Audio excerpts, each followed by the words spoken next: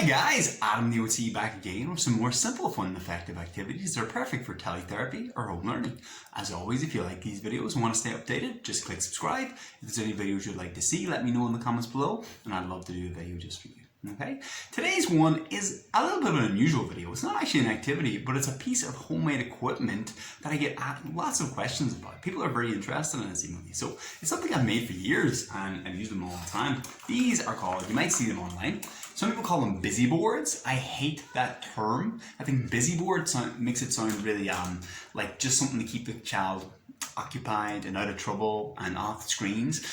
The kind of cringeworthy name I prefer, instead of busy board, this is an occupation station. I know, if you're not an OT, that probably makes you, but occupation station, because I am going to use this in therapy sessions, and when I started doing them when I was doing a lot of home-based therapies, because it's very handy to bring to someone's house, and there's some elements that always stay there or fixed. And there's some elements I'll change around all the time. So this is a kind of early intervention, certainly early elementary school age station. And there's a few ways I make these. So I have a whole bunch of these for all different ages. So let me show you real quick, all right? There's some elements I'll keep in the don't move that remain fixed. For example, I'll have a Lego board here that has these Lego blocks attached to it. I'll explain how these things are attached in a minute. I'll have some clotheslines. So any strip that I can use to put like clothes pegs. I can hook like carabiners on it. If you see, I have a little pair of scissors here, or any small tool. Oopsie, doing this one hand's tricky. So I'll just put a carabiner on my scissors. That way I can easily just clip them on. Clip like that, and they stay there.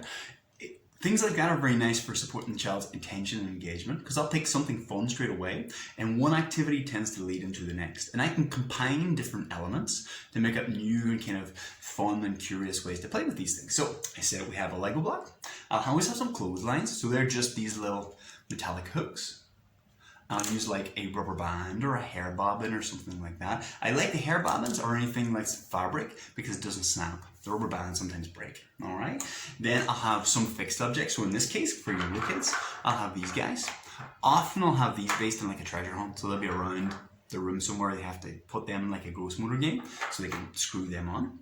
I have hooks on the top because I can mount this on a wall and have it in a vertical surface if I like. I'll have, in this case, I don't always have these, but I have two cups. So these are stacks of cups. If you see, I can stack a whole bunch of different colored ones there. And I'll use them as targets or cup stacking or anything like that. Then I'll always have 3 or 4 little tubs, okay? That are attached to the board. If you're wondering, by the way, this board is just an old chopping board that I got for nothing, really. These little tubs, just little tiny, the smallest Tupperware you can get, and I'll change those out. About every week I'll have different activities to go in there. So in this case, I have Therapeutic or Play-Doh with some small manipulators hidden in it. I have pom-poms and I have broken chalks and broken crayons, okay? Why do I have broken chalks and crayons especially? You're going to see that in a second. And then I'll always have like some sort of tool, okay? In this case, it's a fork. It stays on there because I will stick a little Lego block on the back. And you can either stick a Lego block on the board, or I like that you get this Lego strip because it's kind of rubberized and the Lego fits onto it really easily. Okay, and it doesn't take any effort, but it actually stays on there pretty securely. Okay, so I can bring in other elements of feeding therapy stuff and add it to the board, or I can just use that with other elements as well. Okay, I have chalks and broken crayons because there's more to this than just this side. Whoop! On the back side is my little it's like a pre-writing boards. So I'll have a little whiteboard, and then I'll have a blackboard for the handwrite without tears, wet, dry, try style stuff. Okay. Oh, there's a little sponge in there too. In here, a little sponge for doing wet, dry, try. If you haven't done wet, dry, try or handwrite without tears with your kids, give it a go. It's really good. Okay. And then a little mirror. Mirrors are really nice and engaging. I'll sometimes do like shaving foam work or just fun stuff based on the child's reflection on that, especially if it's hung up on a vertical surface. Okay, so lovely. And also because the cups are there, if I put this on a surface, it actually acts like a slope board then. Okay, really nice. Now, some people are kind of like intimidated. They think this is a big DIY project. This couldn't be easier to make. I don't like using screws and nails and things, just because if something comes loose, you're left with something sharp.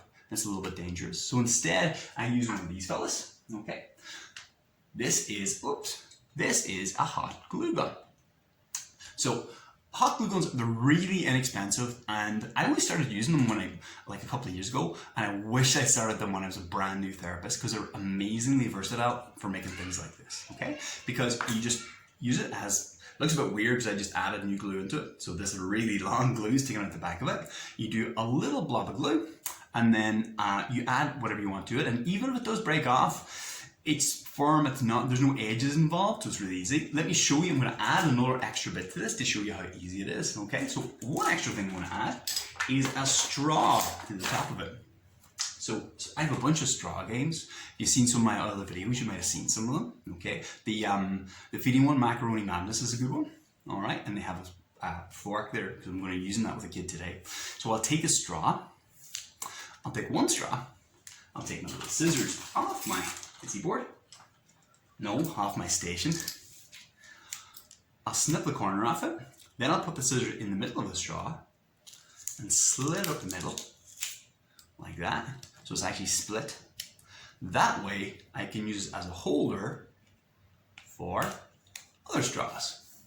So this is going to stay on the board. I'm going to put a new straw in there every time that I'm going to use for snipping skills or any sorts of stuff, okay? And to put that on the board, all I need to do, get my hot glue gun.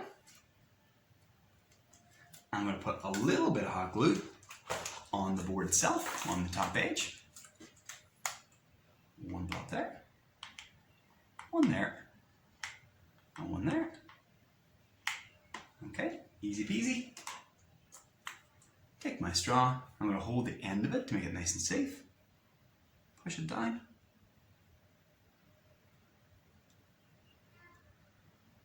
And perfect, easy. So that was one more element added that easily. And that would just pull out and pull in, easy peasy, okay? So that is the occupation station for kind of like an early elementary school child. I'll bring this to families' houses and stuff when I'm working with that age. Parents love them because they're a really easy way to keep a lot of activities and keep the child engaged for a pretty long time.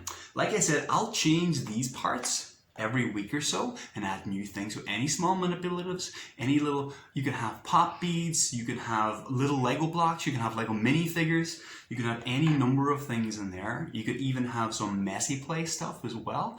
You could put like ice cubes or anything colorful in there. For here, instead of like a feeding utensil, you stick on a pair of tweezers, stick on whatever you like. So you can be really creative with it. When you start making them, it becomes easier and easier. So I become kind of like a bit of a dab hand just from doing so many of them. There's another one I have that's for like older children who are about like 8 to 12. That's probably the one I use. I've used that for years and years, and it's really, really popular with the kids. They engage with it an awful lot, and it's brilliant, like I said, for keeping their attention engaged, because I use it almost like an escape room activity where they have to complete one activity that unlocks the next. There'll be a key that you get from a previous task you find in the putty. The key unlocks, and then you lock this on the scissors. You need the scissors to do the next thing. So it's very, very lovely. It's great as well because I think I'm a pretty okay therapist. I am not the most organized therapist. So this is a great way to have, from this board, there is 17 individual activities I can do just off that one right now. From the other one I have, there's 23 that can feed one into the other. So I can use this as much as I want, and the kids really engage with it. And even when if it's something that's very challenging for them, I can quickly grade it back, finish that, and go on to the next thing. I never lose their engagement. So occupation stations, or busy boards as they're more commonly called, are really effective. They're a brilliant, brilliant tool.